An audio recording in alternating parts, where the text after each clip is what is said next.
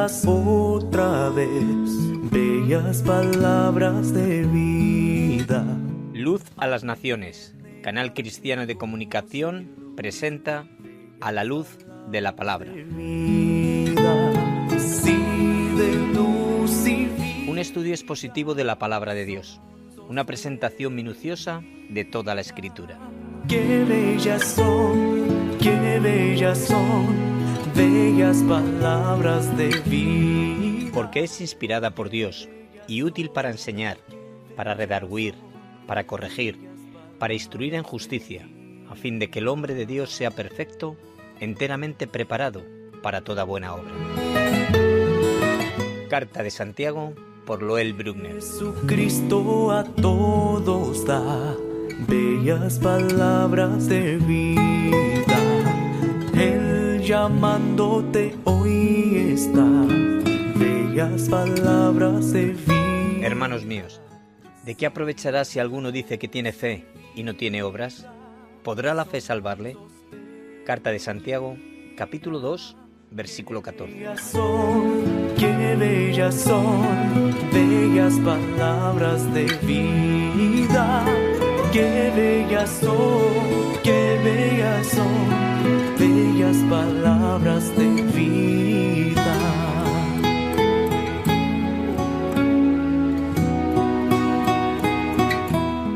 En Hechos capítulo 21, Pablo fue a Jerusalén para ver a Santiago en particular.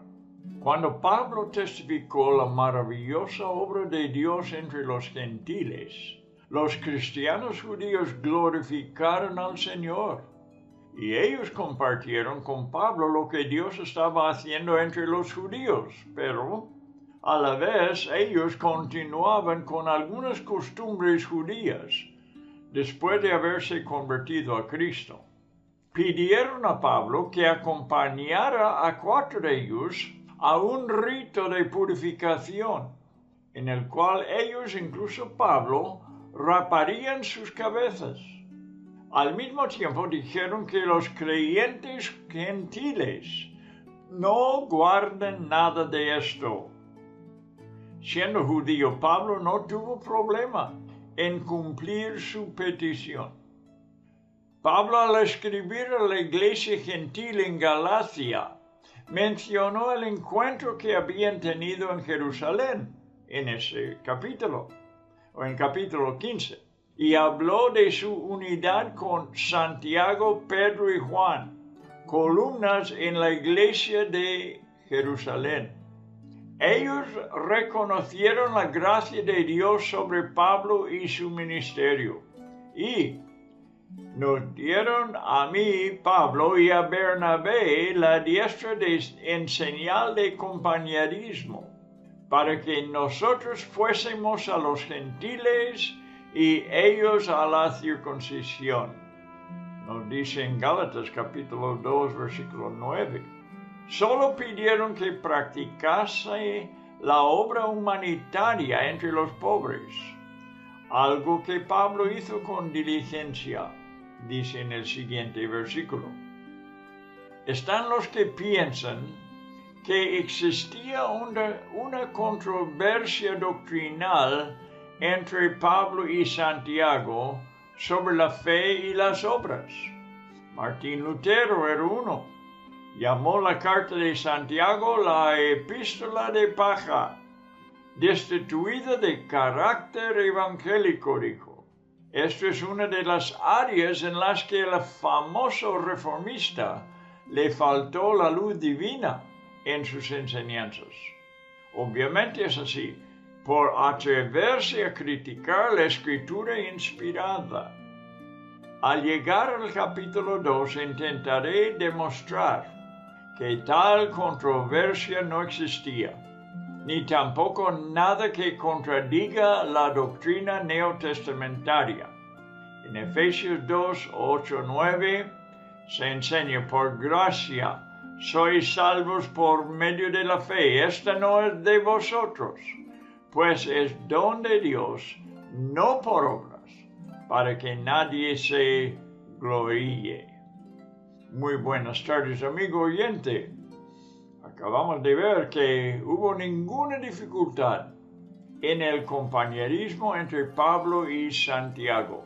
Lo menciono porque ha habido como ya he mencionado, que aún han sido personas importantes en la iglesia que han criticado el apóstol Santiago. Por hacerlo, ponen a creyentes en dudas, y este es el peligro, sobre el valor de lo que Santiago ha escrito. Es un error serio, porque su carta está entre el canon de la palabra de Dios, y tenemos que creerla inerrante y obedecerla sin reservas. Una de las razones por estudiar este libro es con el propósito de entender la relación y también la teología de estos dos apóstoles. Por la misma razón, porque a veces han sido mal interpretadas, especialmente la teología de Santiago sobre la fe y las obras. Aunque el oyente probablemente no contempla una posibilidad que la carta se equivoque, muchas veces entra en todos nosotros una pequeña duda sobre algún detalle que nos puede ser un estorbo. Resulta en que no podamos disfrutar y gozarnos como Dios quiera que hagamos al estudiar su palabra. Debemos ayudarnos unos a los otros, superar cualquier obstáculo en el caminar cristiano, para que lleguemos a la plenitud de lo que Dios nos tiene preparado en su palabra. Bueno, seguimos ahora con el estudio de la epístola de Santiago. ¿Cuándo y quiénes escribió Santiago su epístola? Esto es lo que vamos a considerar un momento. Los escribas y los fariseos martirizaron a Santiago durante una Pascua, porque creían que debido a su liderazgo, un gran número de personas se estaban convirtiendo en cristianos. Muchos piensan que Santiago escribió su carta justo antes de su martirio, durante la 7ª década después de Cristo. Otros piensan que fue escrita entre las primeras epístolas, e incluso algunos piensan que fue la primera de todos. Su epístola, junto a las de Pedro, Juan y Judas, es llamada una epístola general, porque no está dirigida a una iglesia o un individuo en particular. Fue escrito a las 12 tribus que están en la dispersión, dice en el primer versículo. Se refiere a los esparcidos de las tribus del norte, por una parte, llevadas cautivas por Asiria. El Antiguo Testamento nos cuenta de cómo las tribus del norte fueron invadidos por el imperio asirio y llevaron muchos de los ciudadanos cautivos. Y luego las tribus del sur de Israel fueron llevadas a Babilonia. Te cuenta en Deuteronomio 4, 25 hasta 27. ¿Recuerdas que en los evangelios los judíos preguntaban si Jesús iría a lo de la dispersión? En Juan 7:35 estaban preguntando sobre estas personas que fueron llevados cautivos. Pero también en los tiempos apostólicos, los judíos todavía sabían acerca de sus antepasados. Pablo pertenecía a la tribu de Benjamín y Ana a la de Aser, por ejemplo. Cuando el templo fue destruido en el año 70 después de Cristo, los documentos se perdieron y desde entonces sus raíces tribales desaparecieron. En el día de Pentecostés, los que habían sido dispersos llegaron a la fiesta, escuchando el Evangelio y convirtiéndose a Cristo. Después, ellos lo llevaron el Evangelio a muchas partes del mundo, fundando sencillas iglesias cristianas. Vea lo que dice en Hechos 2, 8 y 11, para informarte de esta gente dispersa. También, por causa del Evangelio, los cristianos fueron esparcidos después de la muerte de Esteban, nos cuenta, con el fin de que predicaran el Evangelio en los lugares donde vivían. Esto nos cuenta capítulo 8 de Hechos, versículo 1 y 4. Santiago está escribiendo a todos los judíos fuera de la nación de Israel. Para aquellos que quieran saber algo sobre los judíos dispersos por todo el mundo, podemos ver hasta dónde llegó la dispersión masiva durante siglos y hasta el tiempo en que la epístola de Santiago fue escrita. Bíblicamente sabemos acerca del cautiverio de los israelitas del norte a Asiria. Esto podemos hallar en la Biblia en 2 de Reyes, capítulo 18, versículos 9 hasta 11. Después los judíos de Judá fueron llevados cautivos a Babilonia y la Biblia nos informa en 2 de Reyes, capítulo 25, versículo 1 hasta 21. Susa, donde los persas tuvieron su palacio en el tiempo de Esther. Debido a la opresión de los romanos, otros se trasladaron a muchos lugares. Bien, estoy diciendo que los judíos llegaron hasta este lugar, Susa, y Esther estaba entre ellos. Y bueno, estoy hablando de los dispersos, de los judíos que llegaron a distintas partes del mundo todavía en el tiempo de la Biblia. Y digo, debido a la presión de los romanos, otros se trasladaron a muchos lugares. Esto pasó después de la Biblia fue escrito. Todas las partes. Menos quizás Apocalipsis, pero la Biblia no nos cuenta mucho en cuanto de cómo los romanos invadieron a Israel y tenían que huirse de su patria los judíos, y es cuando fueron trasladados a todos lados. Eventualmente llegaron a todas partes del mundo. Perdieron totalmente su patria.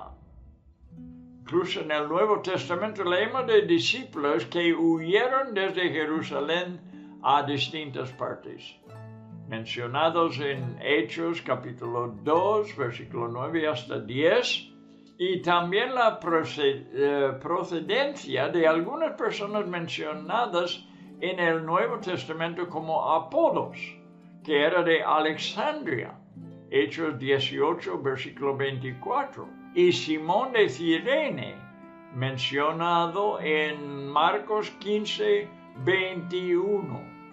Bueno, estamos hablando de la dispersión de los judíos en todas partes del mundo, a quienes ahora en su día Santiago está escribiendo. Estos específicamente son los receptores de esta carta de Santiago. Y nosotros ahora, nos ha llegado a nosotros esta palabra porque es muy valioso para nosotros también en el siglo XXI. Pues vamos a abrir a capítulo 1 de Santiago y vamos a leer los primeros, ya hemos leído el primer versículo, donde da la introducción, da su nombre y da a quién está escribiendo. Ahora, en versículos 2, 3 y 4, vamos a leer ahora. Hermanos míos, dice Santiago, tened por sumo gozo cuando os halléis en diversas pruebas, sabiendo que la prueba de vuestra fe produce paciencia.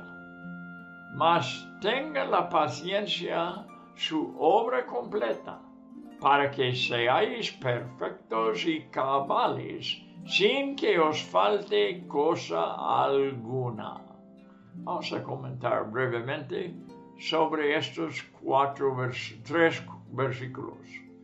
Hablando de pruebas y paciencia, Santiago comienza la instrucción de su carta aludiendo al beneficio obtenido solamente al pasar por las pruebas.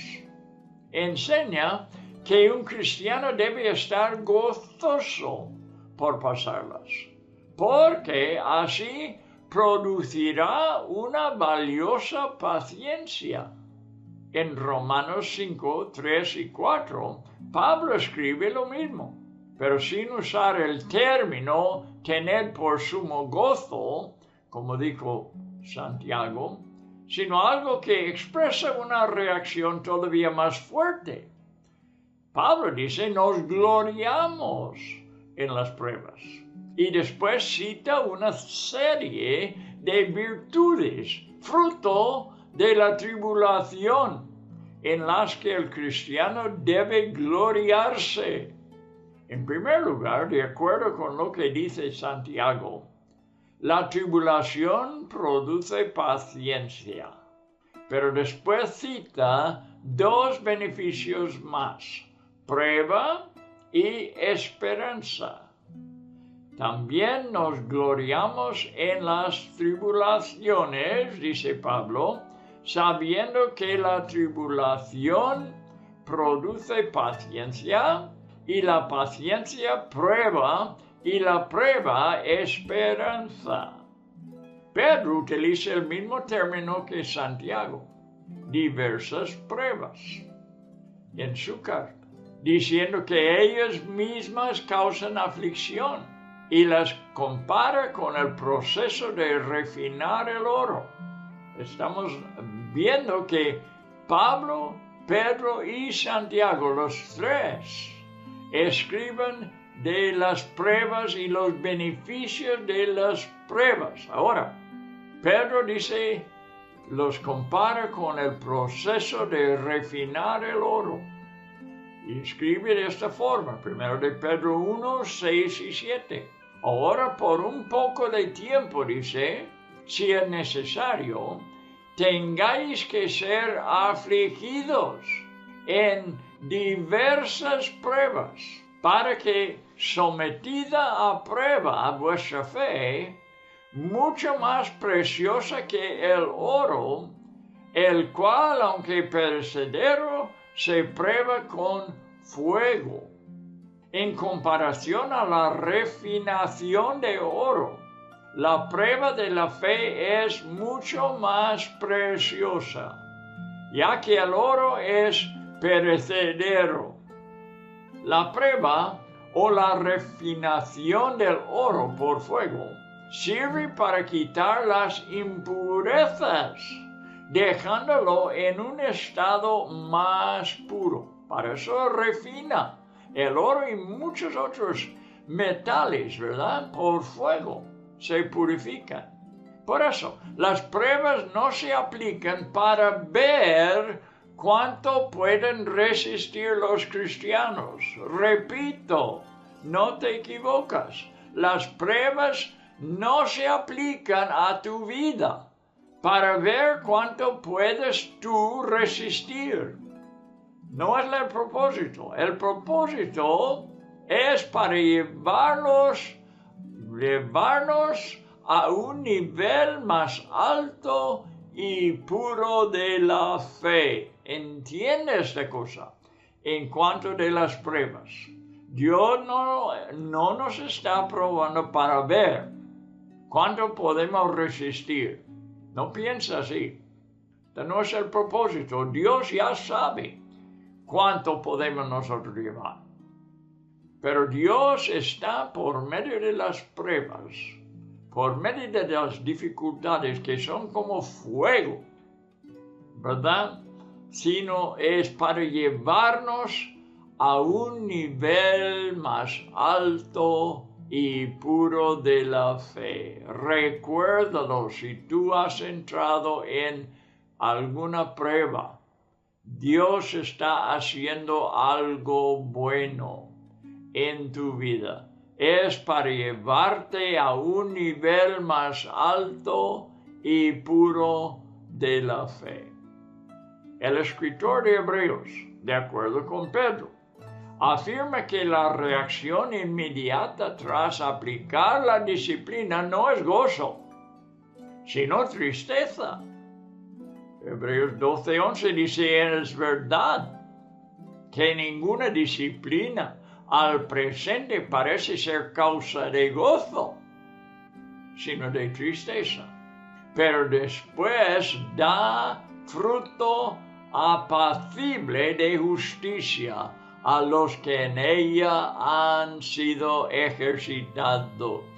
La disciplina no es necesariamente un castigo, porque la persona haya hecho mal. Esto no tiene que ser, sino es una obra de Dios en la persona para su beneficio. Tenemos que aprender a tener por sumo gozo, como dice Santiago, las pruebas. Tener por sumo gozo las pruebas, concentrándonos en los beneficios que obtendremos después, y solamente por ellos podremos obtenerlos. Los apóstoles son el ejemplo perfecto del principio de estar gozosos en la tribulación. Cuando salieron del concilio de Jerusalén, después de haber sido azotados, está claro que los golpes no les hicieron sentir gozo inmediatamente, sino que en Hechos 5:41 nos dice, salieron de la presencia del concilio gozosos de haber sido tenidos por dignos de padecer afrenta por causa del nombre, el nombre de Cristo. Eran gozosos, no cuando aplicaron los golpes, sino después, reflexionando en que habían podido así participar con los sufrimientos de Cristo y que esto era para su beneficio. Aprendemos de todas estas fuentes. Pablo, Pedro, Hebreos, el caso de los apóstoles en los Hechos y Santiago, que existen tesoros de incalculable valor, producidos por las diversas pruebas. Sabiendo esto, podremos hallar gozo al pasarlas. Mark Mathis escribió las siguientes palabras, traducidas del inglés, en una hermosa canción. Y lo voy a citar. A veces dice, hace falta un monte. A veces un mar turbulento, a veces un desierto para llamarme la atención. Tu amor es mucho más fuerte que la prueba que me aflige. A veces hace falta un monte para aprender a confiar solamente en ti. Palabras preciosas de consuelo para la persona que pasa por las pruebas. Acuerda de esas cosas. Esas cosas nos ayudarán mucho en las pruebas que vienen en contra de nosotros para nuestro beneficio. Como hemos visto, tanto Santiago como Pablo nos enseñan que uno de los frutos del sufrimiento es la paciencia. Y el significado del griego original para esta palabra, que es upomone en griego, es paciencia que persevera. Muy importante. No quiere decir solamente paciencia, sino una paciencia que persevera. En Mateo 24:13, la forma del verbo, que es upomeno, es traducida persevere. Persevere. ¿Ves que se puede traducir en español o con la palabra paciencia o con la palabra perseverar? Y dice en este versículo, en Mateo 24:13, mas el que persevere, o mas el que con paciencia persevere hasta el fin, este será salvo. Y en Apocalipsis 1:9, la forma sustantiva upomone es traducido como paciencia. Cuando Juan escribió a las iglesias de su coparticipación con ellos en la tribulación, en el reino y en la paciencia de Jesucristo. Paciencia que persevere. El que tiene esto, perseverará hasta el fin. Como dice Mateo, versículo 24:13. Mas el que persevere hasta el fin, este será salvo. Tiene que tener esta cosa en su vida. La paciencia que persevere en su vida le llevará por todas las pruebas y al final será salvo. ¿Ves? Muchas veces digo, la perseverancia no es lo que salva, sino la salvación persevere. Si fuera la perseverancia que nos salva, la salvación sería una cosa de obra nuestra. Y esto es malentendido. No, es porque la salvación persevera. Persevere, pasa por las pruebas, porque la perseverancia, o sea, la paciencia con perseverancia de Cristo, está en el interior de cada cristiano. Y cada cristiano persevere. Bueno, Juan dijo que él era copartícipe con los cristianos de Asia Menor en la tribulación, en el reino y en la paciencia de Jesucristo. Quiere decir que Juan y todos los cristianos a quienes estaba escribiendo ya eran copartícipes en esta paciencia que persevere. Cada cristiano lo tiene y perseverará hasta el fin. Juan escribe acerca de un atributo de Cristo que obra en él y en ellos. Es la paciencia. La paciencia que persevera es la posesión del cristiano en Cristo, quien le da perseverancia hasta recibir su salvación. John Wesley dice que la paciencia ya está en cada persona piadosa, que la ejercite, dice John Wesley, y después pida sabiduría. La paciencia que persevera es una posesión de cada cristiano. Y veremos quién es el verdadero cristiano en que persevere hasta el fin. Los que no la tienen no van a perseverar.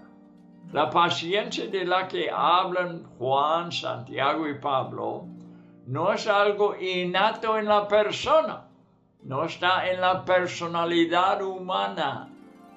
De ser así, solamente aquel que es fuerte de carácter personal persevera hasta el fin.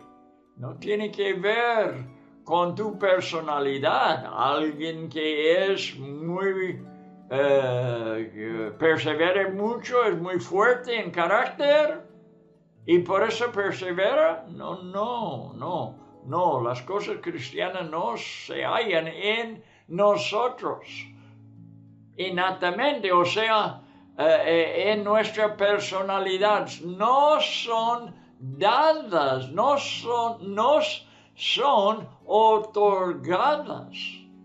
Otorgada, como dice John Wesley, a cada persona piadosa.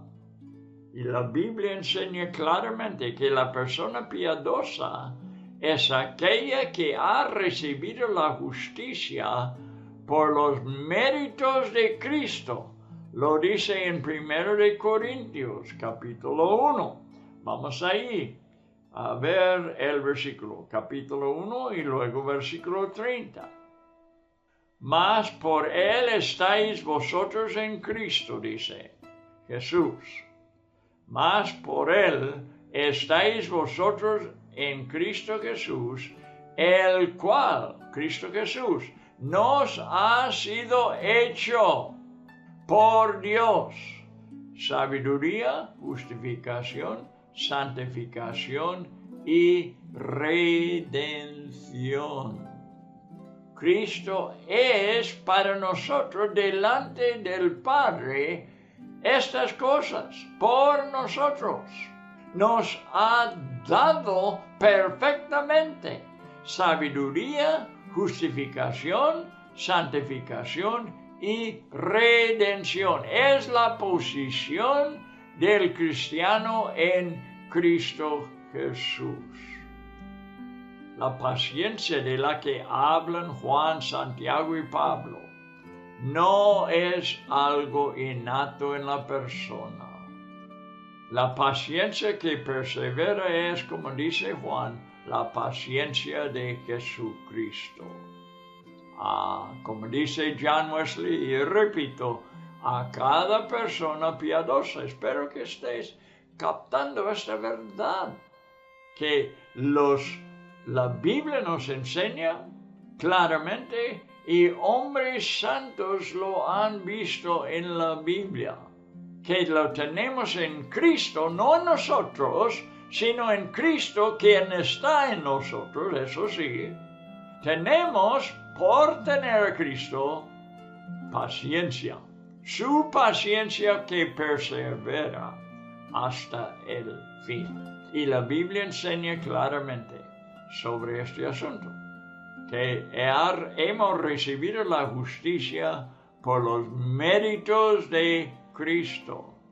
Tenemos que ver esto, eso es muy importante, que nuestra justicia se halla en Cristo, porque es la única justicia que es perfecta, la justicia de Cristo, y por Él podemos presentarnos delante del Padre. Por esta justicia perfecta llegaremos un día al cielo. Cristo nos ha hecho santificación. Esta santificación tenemos como una posición en Cristo Jesús. Es nuestro por los méritos de Cristo.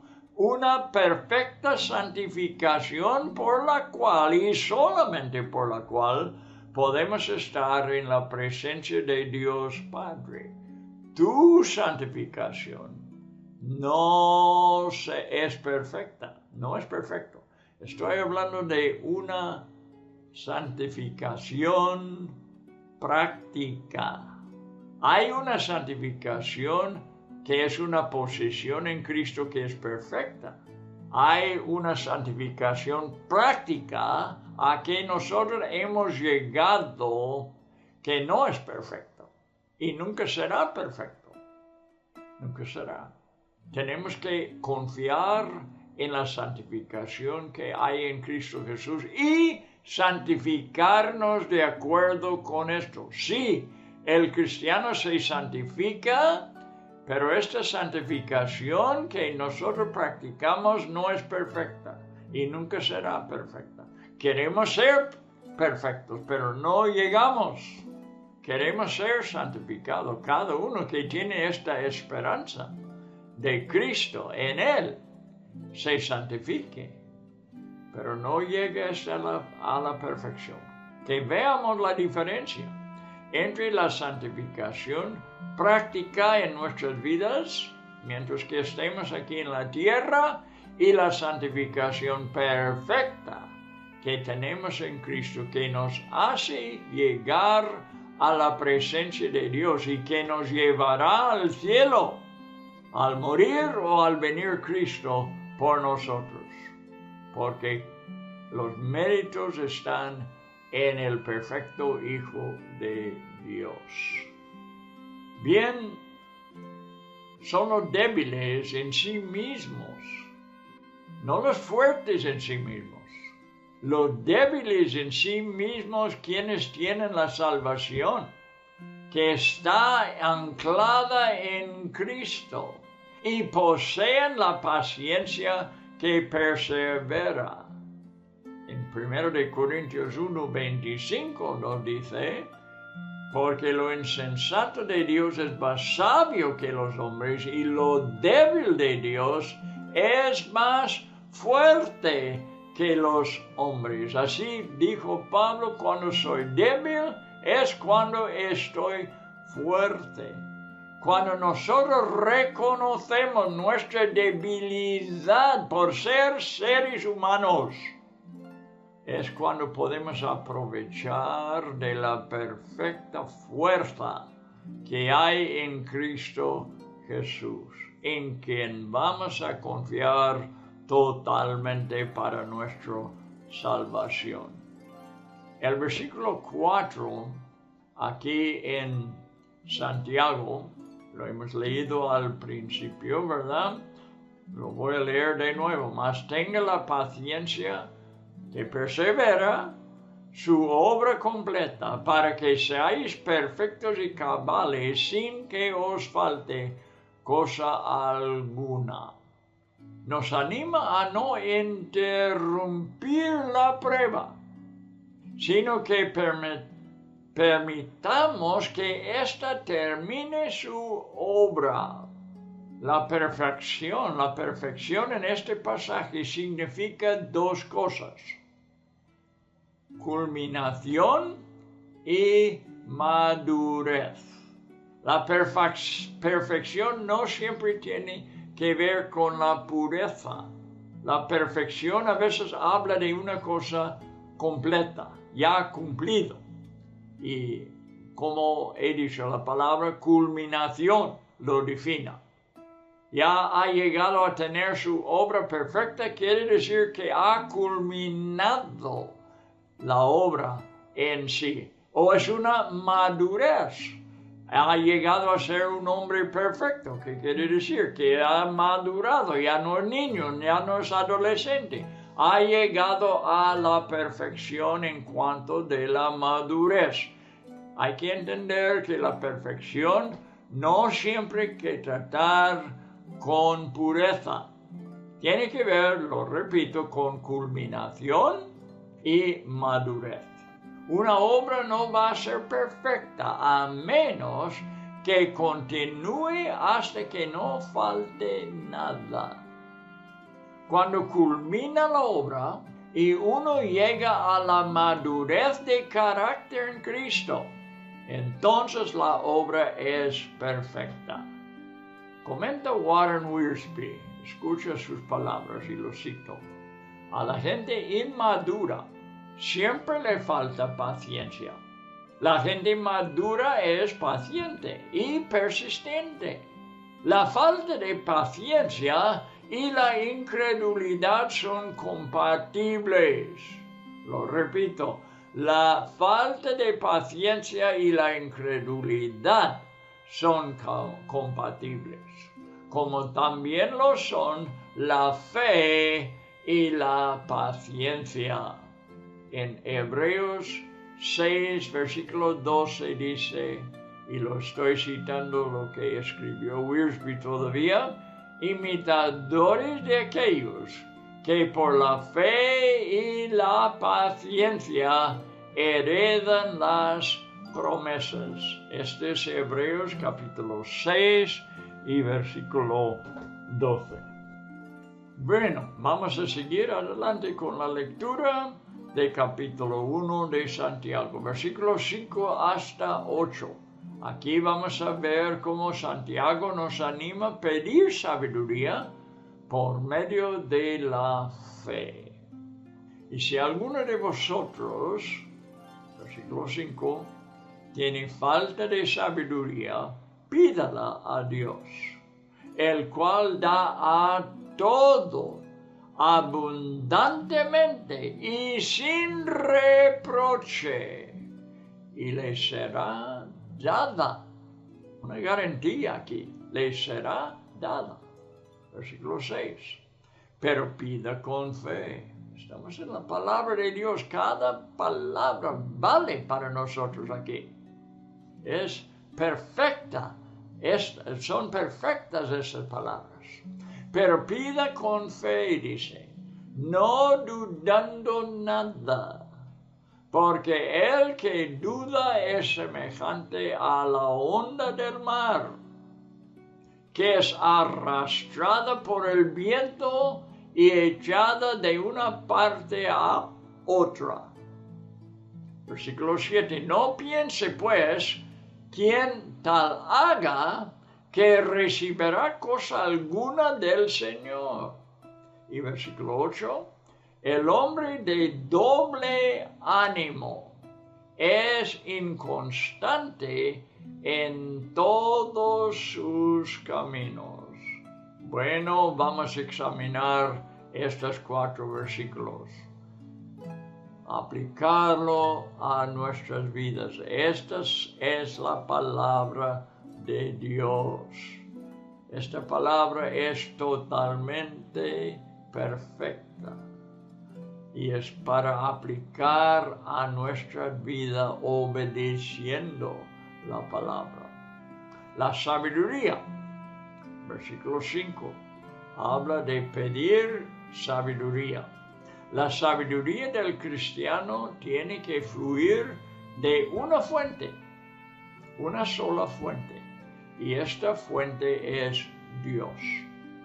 La sabiduría no llega, escucha, por medio de un trabajo mental, ni por un estudio intelectual, sino por medio de la oración. Dios dará generosamente a los que piden con fe. Por medio de la oración no lo vas a tener por un estudio o por algún ejercicio mental. No es así. No es por un estudio intelectual. Estamos hablando de la sabiduría de Dios, no de los hombres. La sabiduría celestial, no de la tierra. Y esto viene por la oración. Dios tiene que darlo. Y Dios dará generosamente a los que piden con fe. Es maravilloso saber que cuando vengan a Él no les reprenderá, dice, riñéndoles por algún pecado pasado o excluyéndoles de la sabiduría que persiguen. No, la garantía es que Dios dará a cada uno. Es una obra maligna de incredulidad excluir al buscador de la bendición. La duda argumenta. La sabiduría es para otro, no es para ti. Santiago garantiza que Dios da a todos y lo hace generosamente. Hay que pedir con fe, no hay por qué dudar. Cada cristiano debe estar afirmado en la verdad, de que Dios no obra corrigiendo o mejorando las capacidades naturales nuestras. No lo hace, sino dando un nuevo poder celestial. Dios no trabaja mejorándonos a nosotros mismos, a nuestras características. No, Dios nos da un nuevo poder celestial y es un poder sobrenatural. Y la manera de conseguirlo es solamente pidiéndoselo a Él. Esta es la verdad. No solamente sobre la sabiduría, sino sobre todas las virtudes cristianas.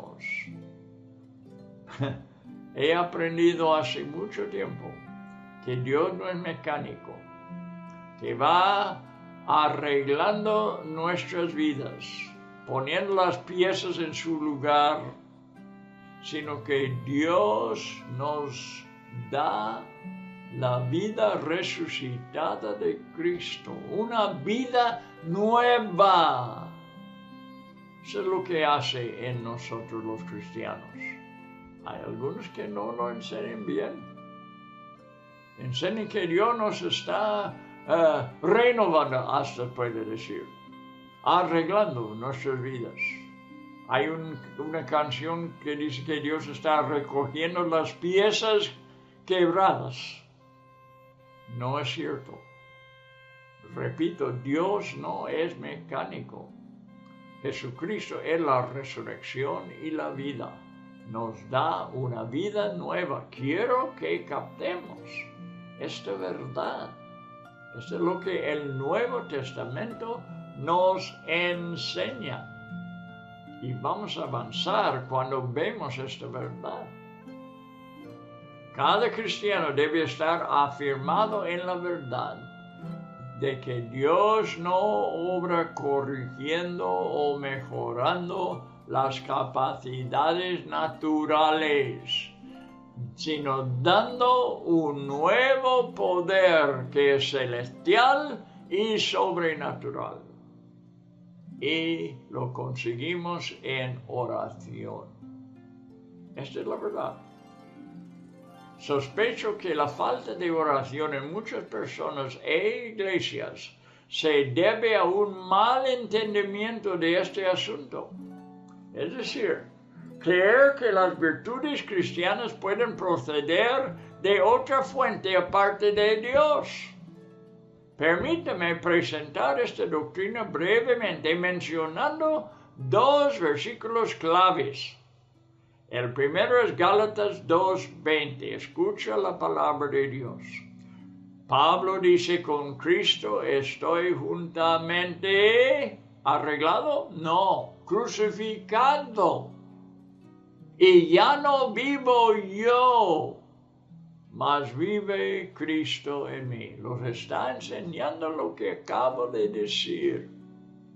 Dios no arregla la vida vieja, la vida natural, la crucifica, juntamente con Cristo. Ya no vivo yo, mas vive Cristo en mí, y lo que ahora vivo en la carne, lo vivo en la fe del Hijo de Dios, el cual me amó y se entregó a sí mismo por mí. Y el segundo versículo es Colosenses, capítulo 1, versículo 27. A quienes Dios quiso dar a conocer la riqueza de la gloria de este misterio entre los gentiles, que es Cristo en vosotros. ¿Ves? No es tu vida arreglada, es Cristo en vosotros, la esperanza de gloria. Lee cuidadosamente estos dos versículos para poder ver lo que Pablo quiere enseñar al creyente.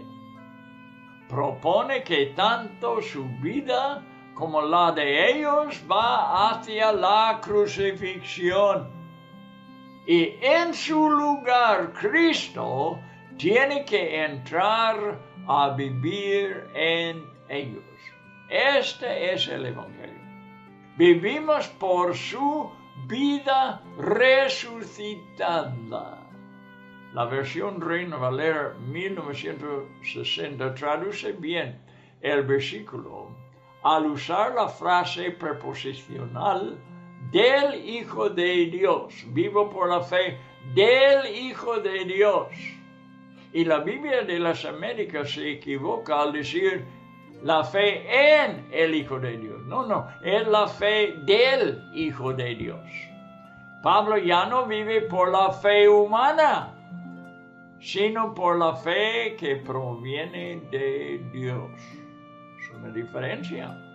La fe humana no nos salva, es la fe que Dios da por medio de su palabra, por los que oyen con los oídos del corazón, los que oyen la palabra de Dios. Recuerda que cuando los discípulos pidieron a Jesús, aumentanos la fe, ¿se acuerda? Lucas 17:5. Pidieron, aumentanos la fe, Jesús, pensando que les hacía falta más fe. El Señor les corrigió. Él habló de una fe muy pequeña, ¿se acuerda? Como el grano de mostaza. No pide a Dios que aumente la fe. Pide que Dios te dé la fe como muy pequeño. El grano de mostaza, lo que necesitaban los discípulos no era más fe, sino una fe diferente que ya poseían. En el versículo de Colosenses hay un misterio que Pablo revela entre los gentiles, y es que la vida de Cristo en nosotros, los gentiles, es nuestra esperanza. ¿Ves? Dios no va arreglando la vida natural, no va componiéndolo, no va usando nuestras capacidades. Dios lleva todo esto a la cruz, porque no vale. Lo que vale es una vida nueva en Cristo Jesús, una vida resucitado. Vamos a ver lo que el apóstol Juan nos enseña en su primera carta, para que vea este asunto. Es muy importante que lo veamos, y los estoy dando esta doctrina, ¿verdad? Hoy completo, lo estoy intentando de dar completamente lo que nos enseña la Biblia sobre este asunto. En su primera carta, Juan nos enseña, el testimonio es este, que Dios nos ha dado vida eterna, y esta vida está en su Hijo. 5:11, primero de Juan. Dios no nos da vida aparte de su Hijo. Después, en el siguiente versículo, añade, el que tiene al Hijo tiene la vida. El que no tiene el Hijo de Dios no tiene la vida.